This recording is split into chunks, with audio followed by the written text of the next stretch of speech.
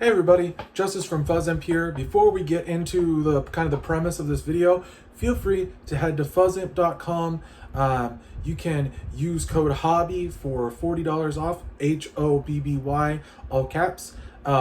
Save yourself some money, check out some great pedals. But I'm really trying to be engaging and I try to be really engaging on Facebook forums. It's kind of how I got my start building pedals and how I grew my initial audience.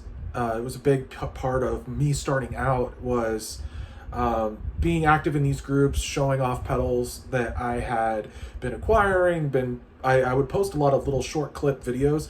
In fact, that's kind of what got me my start in pedals and the pedal industry in general, was making demos for small builders. But we got a question earlier. I kind of put myself out there on a new kind of meme group, so there's a lot of like silly answers and kind of like sarcastic. It's more like kind of like biting sarcastic in this group. And so one of the best questions that I got from this round, and I have it listed here, so I'm going to read it off because I want to do it word for word because it was a good question. On a scale of 0 to 10, where 10 is completely DIY, from conception to circuit design to PCB design to PCB population, art design to final assembly, and 0 is someone else does all of that for you, how involved in making your pedals are you? So basically 10 being completely everything DIY in-house, like as DIY as it gets, to 0, I'm really hands-off. Basically a ghost builder is handling everything. And I think some of the audience members know, if you tune into the live streams on Instagram or you've been a fan of the brand for a long time, you know that me, Justice, I do everything almost. So I responded at about an 8. And the reason I say an 8 is because I have a really good designer that does my layouts. He's very involved in the design process of the circuit boards.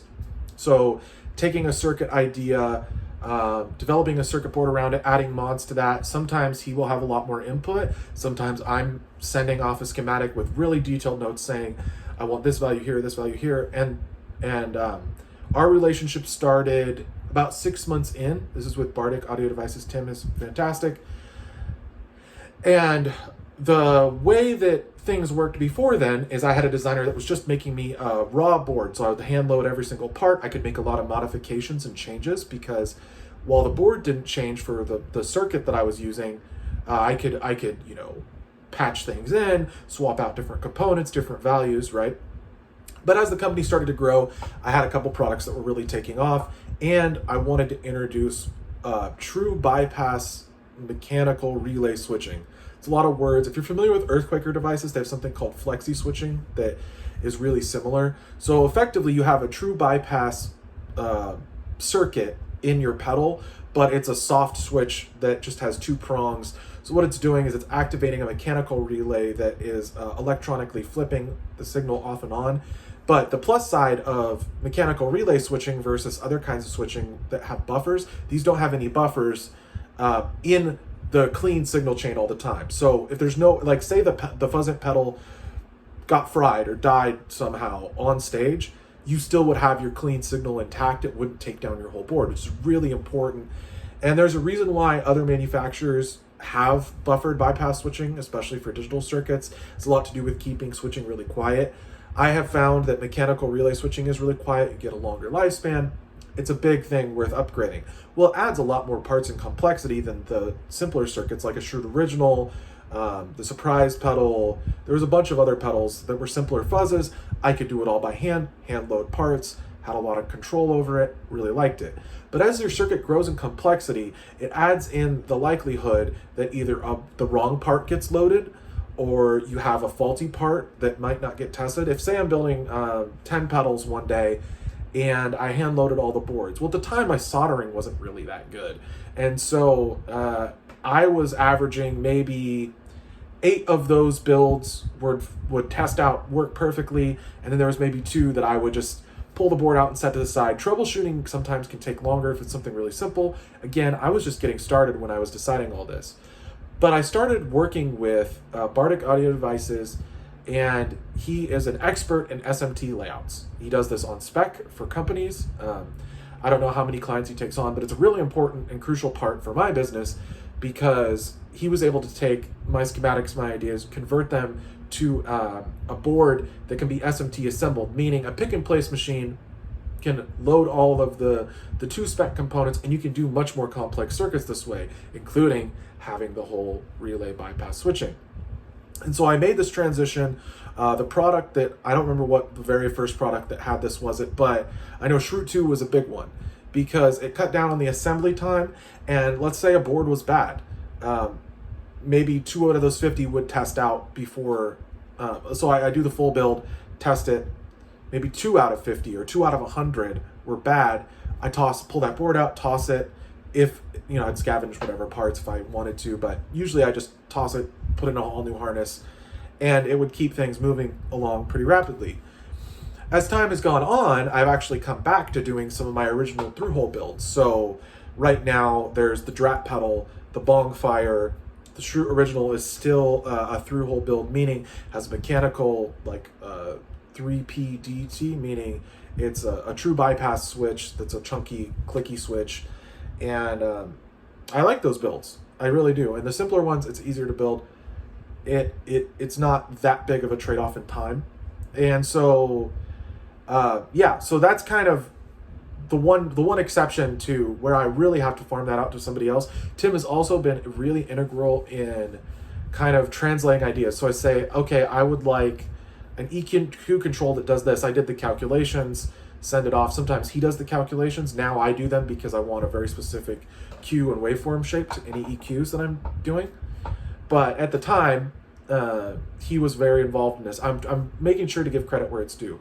So I still feel pretty firm about the 8 because I still hand drill every single enclosure. I have a drill press. It's been in apartments and now it's in a garage. I'm still putting soldering every potentiometer, every foot switch, all the jacks, and I'm play testing every single unit before it gets shipped out. I think it's really crucial. I've even considered, and I may do this at some point, having a YouTube channel that has unlisted videos, and I actually take a short video of every single build that I'm testing, match the serial to that video, say, this is me play testing that pedal, so if there's ever a concern, just the customer knows, hey, this pedal was tested, it was working.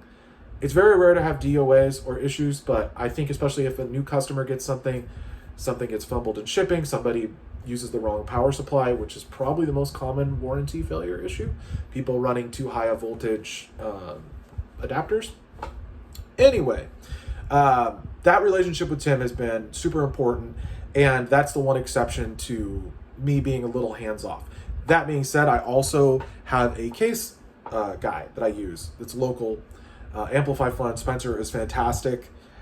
He takes care of a lot of other clients, not just me. There's a lot of other clients that use him, especially for small prototyping runs.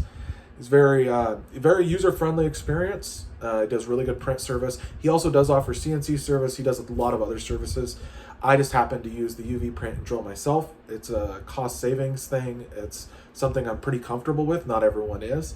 CNC definitely is more accurate, and he offers that. So those are the 2 exceptions kind of to day-to-day, the things that I don't do in-house. I don't screen print in-house. I know some builders do. It seems like a lot of work for a minimal payoff. A UV print, the style printing we use, is very high-end. It is very reliable, and we've printed thousands of cases that way now. I think I did water slide early on, and I really hated it. It's a very long, convoluted process. I hear screen printing is great if you're doing single or double color, but I never really had any desire to. I don't have a background in screen printing. So those are kind of the 2 exceptions, but everything else is done in-house. And I think most of my day, you'd be surprised to hear what most of my day is comprised of. There is a lot of organic and social media marketing, meaning I'm not doing ad spend these days. For about the past 6 months, I haven't done any paid ads. And there's a reason for that. I think the meta platforms have really reduced the efficacy, I guess. I feel like my reach just isn't what it used to be on the meta platforms, and I was spending a lot. Kind of later last year, I tried it again because every big bump in Fuzz Imp sales has come from an ad campaign, brought me in some of my most popular customers. I think something has shifted in the public consciousness that's pretty major, and that being that I think people are much better at tuning out paid advertisements than they ever have been.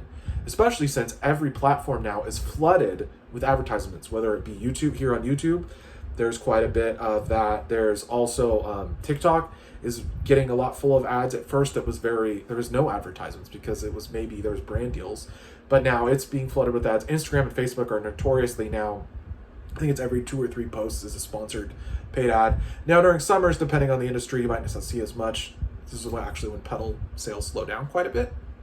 But what that means is that a lot of my day is spent either content creating, answering emails, chatting with customers, just researching and watching videos, trying to expand my knowledge. But most of my day is spent on kind of the content creation and marketing side.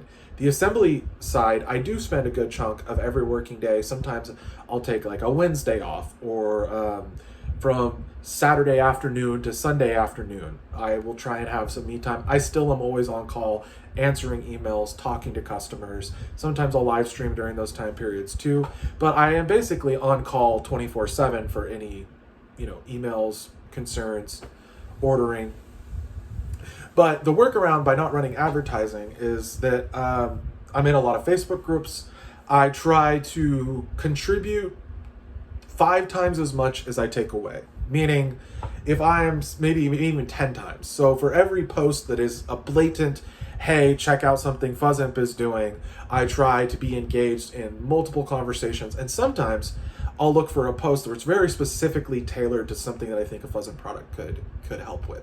So that means, say they're asking about this style fuzz. I'll say, here's some suggestions from other companies. Here's something I do. Check it out, see if that's it. And that has been effective in the past.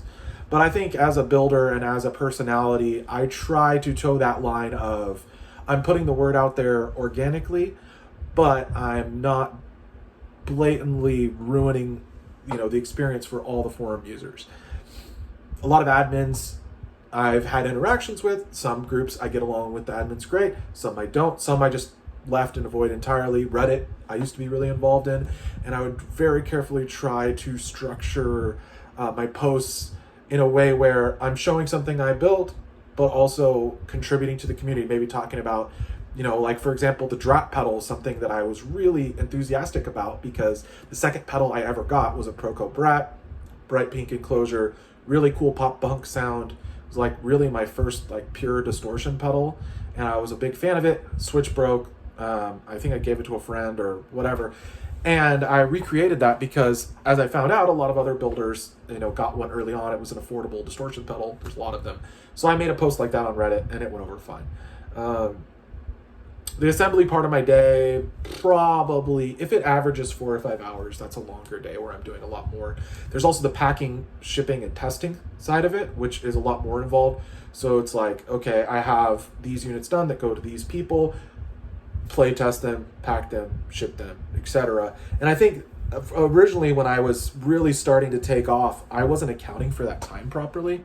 So like, for example, when the original Shroot came out, I knew it was going to be a hit. I had shown preview pics of the enclosure on my Facebook. I had people already prepaying.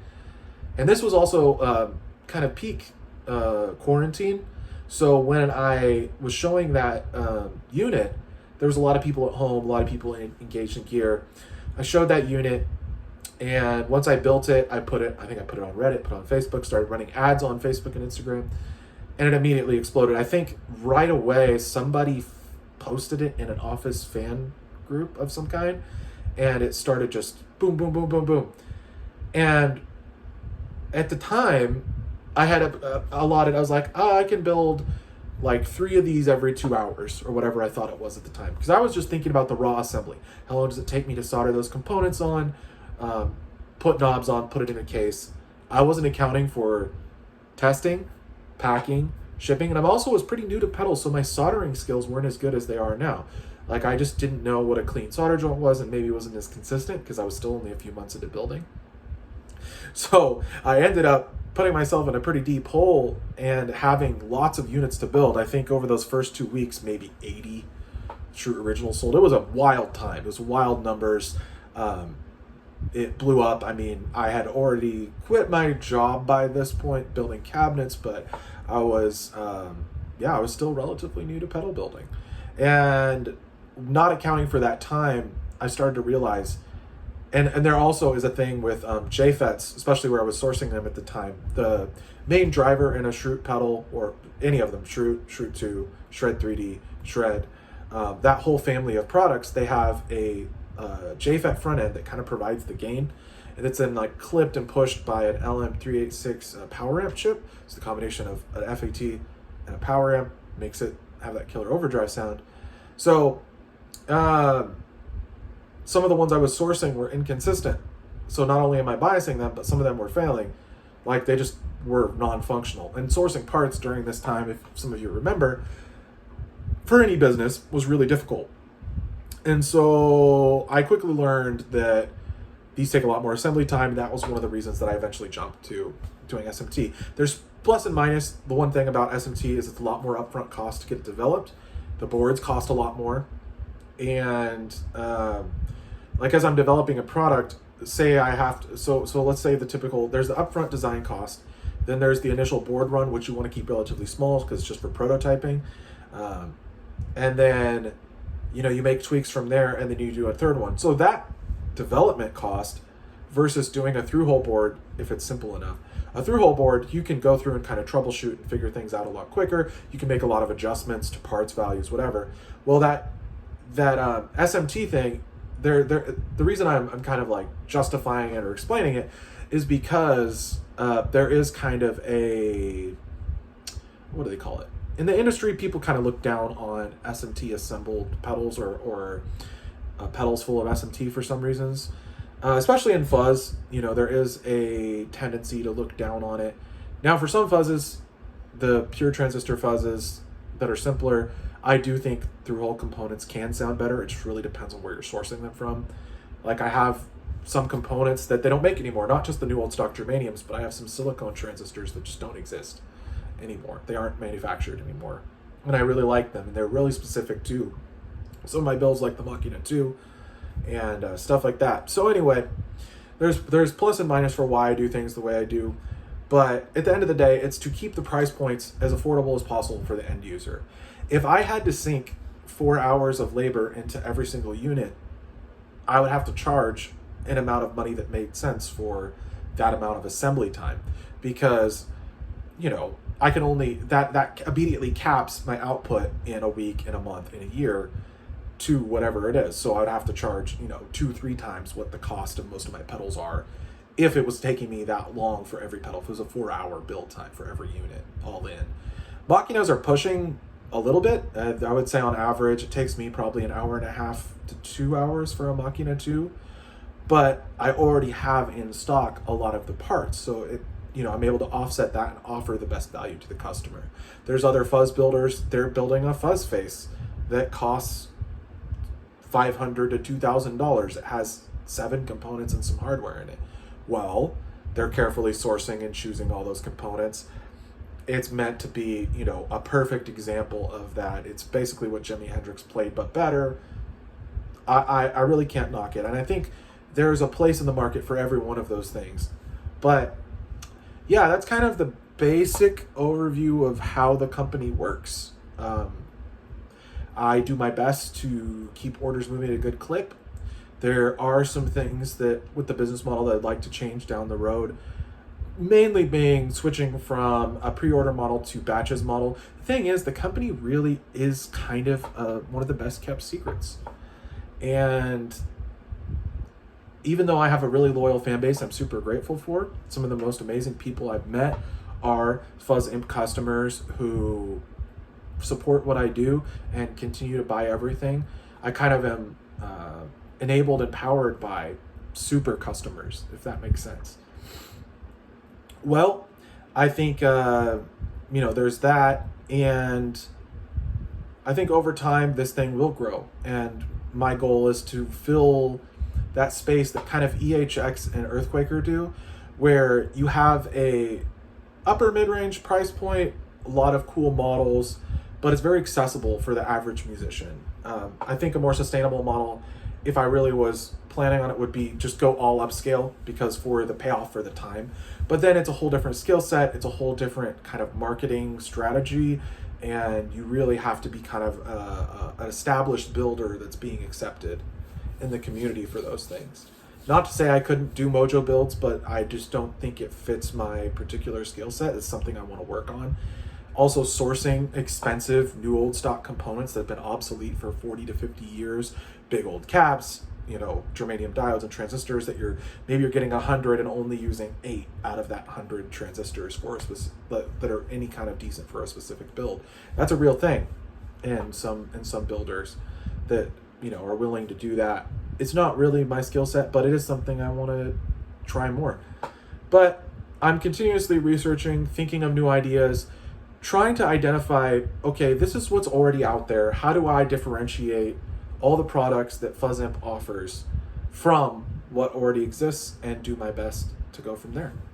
So I think that about wraps it up for kind of the answer to this question. Maybe going in a lot more depth than some of you would expect. But I felt like I've always made it a point to be as open, honest, and transparent as I can with the company. That's the kind of person I am. I'm really sociable. I like meeting people, talking to them, kind of bonding instantly, and going in deep on, you know, the inner workings of their life, my life, and getting to know people at a deeper level. And I know that some people appreciate that. So thanks for coming by and checking out this video. If you made it to the end, comment, I made it to the end. And you're an absolute legend. Fuzzimp.com. And hopefully we'll be rocking some cool units soon. Talk to you later.